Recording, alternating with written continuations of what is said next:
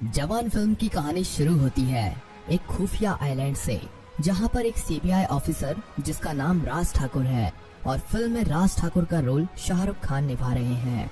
राज ठाकुर अपनी CBI team के साथ आइलैंड पर किसी को पकड़ने के लिए आता है। इस आइलैंड पर जगह जगह पर बॉम्ब लगा रखे थे, इसीलिए सीबीआई टीम के यहाँ पर पहुँचते ही सभी बॉम्ब ब्लास्ट हो जाते हैं और सभी सीबीआई ऑफिसर मारे जाते हैं। अब ये खबर चारों तरफ फैल जाती है कि एक सीक्रेट ऑपरेशन के दौरान सीबीआई ऑफिसर राज ठाकुर और उनकी टीम मारी जा चुकी है। मीडिया में भी इसी बात के चर्चे हो रहे होते हैं। अब फिल्म थोड़ा पीछे जाती है और अब हमें 3 महीने पहले की कहानी दिखाई जाती है कि उसी खुफिया आइलैंड पर एक आदमी है जिसका आधा चेहरा जला हुआ है और वो अपने चेहरे पर पट्टी बांध रहा है, क्योंकि शायद उसके साथ कोई काफी बड़ा हादसा हुआ था जिसकी वजह से उसका आधा चेहरा जल चुका है और ये आदमी किसी हमले की तैयारी कर रहा है। ये आदमी और कोई नहीं राज ठाकुर ही होता है, पर राज ठाकुर तो एक सीबीआई ऑफिसर है और अपनी टीम के साथ सीक्रेट मिशन पर है। तो आइलैंड पर ये दूसरा राज ठाकुर जैसा दिखने वाला आदमी कौन है, ये हमें हमारी आगे की कहानी में देखने को मिलेगा और ये भी पता चलेगा कि ये आदमी इस आइलैंड पर किसी को मारने की तैयारी कर रहा है। ये सब हमें आगे कहानी में पता चलेगा। अब हमें पता चलता है कि राज ठाकुर अपनी सीबीआई टीम के साथ एक मिशन पर काम कर रहा है, पर राज ठाकुर के साथ जो सीबीआई टीम आई थी वो सीबीआई टीम नहीं थी।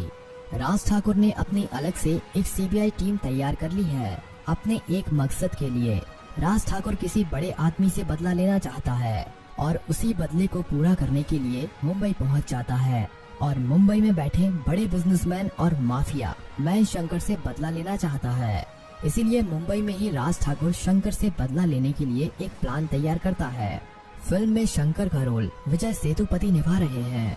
अब राज ठाकुर को अपनी टीम की तरफ से खबर मिलती है कि शंकर अपनी फैमिली के साथ एक मॉल में जाने वाला है। राज ठाकुर शंकर को मारने का प्लान बनाता है कि वो बीच रास्ते में ही शंकर के ऊपर अटैक करेगा।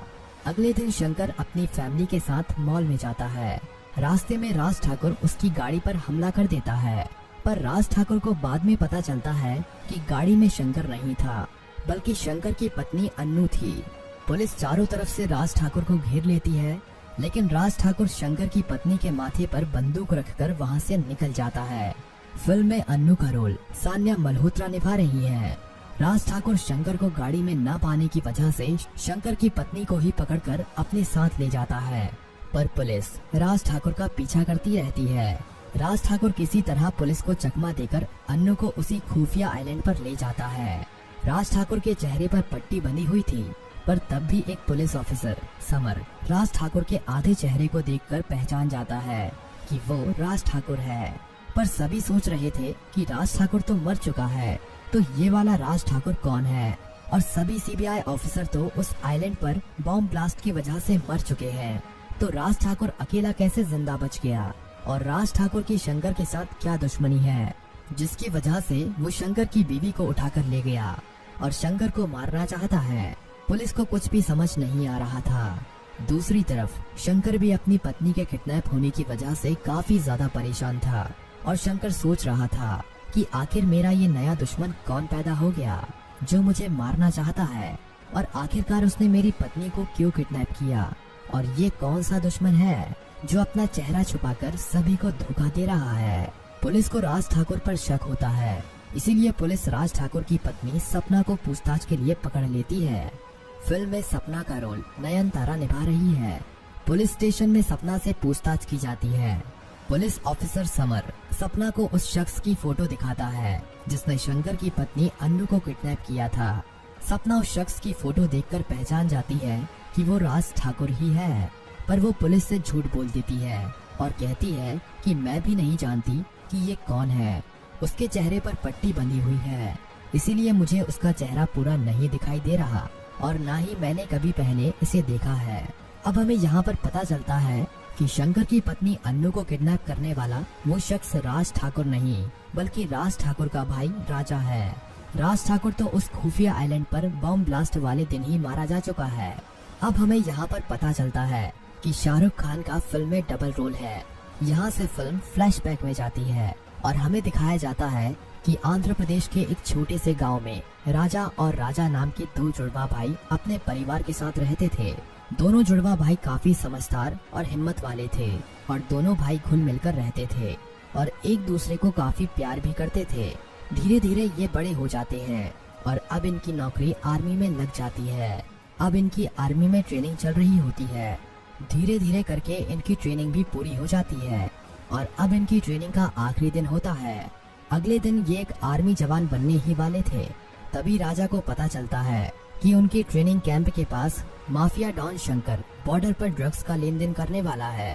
राजा अपने सीनियर्स को बिना बताए अकेले ही शंकर के उस माल को पकड़ने के लिए चला जाता है। शंकर उन्हें दूर से छिपकर देख रहा होता है और थोड़ी देर में उनके ऊपर हमला कर देता है। राजा अकेले ही शंकर के सभी लोगों को धूल चटा देता है। शंकर भी पुलिस के हाथ में उसका माल ना लग जाए ये सोचकर अपने माल को वहीं पर छुपा देता है, लेकिन उन ड्रग्स को छुपाते हुए राजा शंकर को देख लेता है। शंकर अपने ड्रग्स को छुपाकर वहां से भाग जाता है, पर राजा उसके ड्रग्स को ढूंढकर उनमें आग लगा देता है। अब राजा अपने ट्रेनिंग कैंप वापस जाता है और ये सब अपने सीनियर्स को बताता है।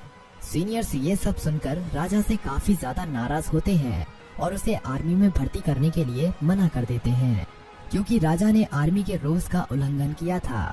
उसने अपने सीनियर्स को बिना बताए ये सब किया था, इसीलिए आर्मी ऑफिसर उसे आर्मी में भर्ती करने के लिए मना कर देते हैं।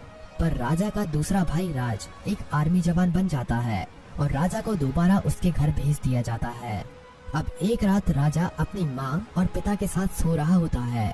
शंकर को पता चल चुका था कि उसके ड्रग्स को राजा ने जलाया था, इसीलिए राजा से बदला लेने के लिए शंकर राजा के घर पहुंच जाता है और रात में उसके घर पर आग लगा देता है।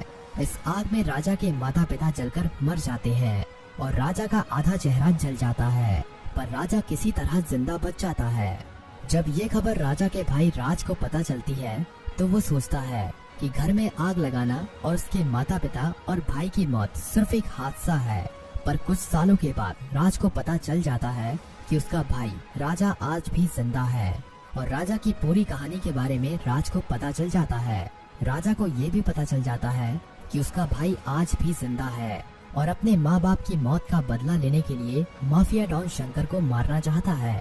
अब तक राज की शादी भी हो चुकी है और ये सब बातें उसने अपनी पत्नी सपना को भी बता दी हैं। अब माफिया डॉन शंकर को भी पता चल चुका है कि सालों पहले जिस राजा को उसने मारा था वो राजा आज भी जिंदा है और उसी खुफिया आइलैंड पर छुपा हुआ है और उसकी पत्नी को भी उसी आइलैंड पर छुपा के रखा है। अब शंकर अपनी पत्नी को छुड़वाने के लिए और राजा को मारने के लिए उस आइलैंड पर अपने सभी लोगों के साथ हथियार लेकर पहुंच जाता है। पर राजा ने शंकर के आने से पहले उस आइलैंड पर बॉम्ब प्लांट कर दिए थे। पर शंकर के पहुंचने से पहले आइलैंड पर शंकर का भाई राज ठाकुर अपनी सीबीआई टीम के साथ राजा को पकड़ने के लिए वहां पर पहुंच जाता है, क्योंकि राज ठाकुर अपने भाई को किसी भी क्राइम को करने से रोकना चाहता था और माफिया डॉन शंकर को कानून की मदद से सजा दिलवाना चाहता था। राजा के बिछाए हुए बॉक्स में शंकर की जगह राज ठाकुर और उसकी सीबीआई टीम मारी जाती है। अब आइलैंड पर माफिया डॉन शंकर पहुंच जाता है और देखता है कि आइलैंड पर पहले ही एक बॉम्ब ब्लास्ट हुआ था जिसमें राजा मर चुका है।